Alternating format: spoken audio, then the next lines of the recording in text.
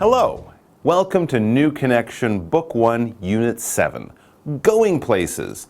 I'm your host, Mike, and today we will be discussing different ways of going places, getting around town, or traveling. How do you get around town? Do you ride the bus? Do you often take a taxi?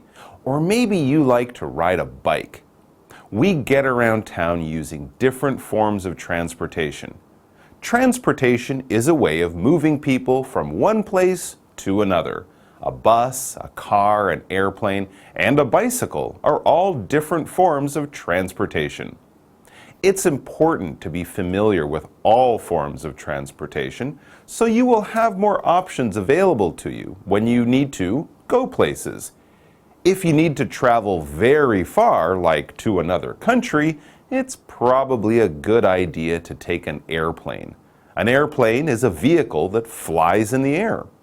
When we talk about airplanes, we say we take the airplane to somewhere.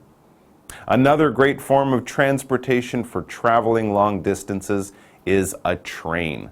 A train is a vehicle that has many cars linked together that ride on a track.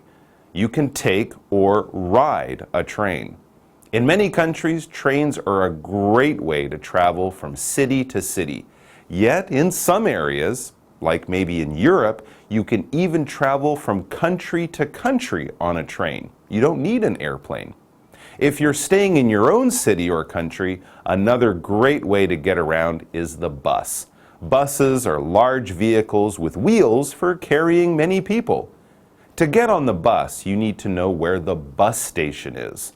A station is somewhere buses and trains often stop. Stations provide a common stop for people to get on or off transportation. Another form of transportation that uses stations and stops is the MRT, or the subway. The MRT is the system of trains that runs in a city. They run below the streets. The trains are mostly underground, therefore. However, buses and MRT trains or subways make many stops. So if you're in a hurry to get somewhere, you might want to consider taking a taxi, which is a car that will take you wherever you like to go, but for a price. They are very convenient because they don't make any stops, but they are more expensive to use.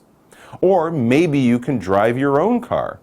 Cars are good for both driving long distances or for just driving in town, but it can be difficult to find somewhere to park them or to stop when you need to leave your car. So many people who live in cities would rather use a bicycle or a bike. Bikes are the most used form of transportation in the world. More bikes than cars are made every year. Finally, we have some forms of transportation that aren't used too often, or only used for certain special purposes. First up is the helicopter, a flying vehicle with blades that spin. Unless you are an emergency worker or a news reporter, or maybe in the army, you probably won't spend too much time in a helicopter. There are also two forms of water transportation, boats and ferries. What's the difference?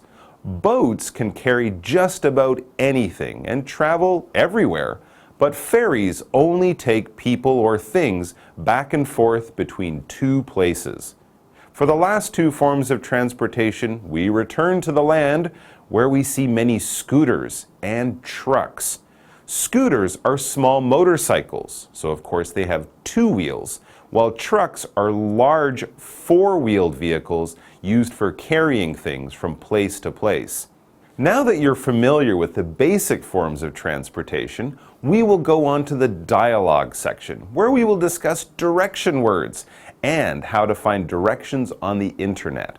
After that, in the reading section, we will discuss 3 more different forms of transportation.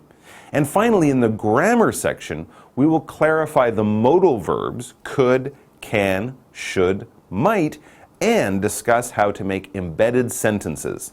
But for now, enjoy this short dialogue, and I'll see you soon.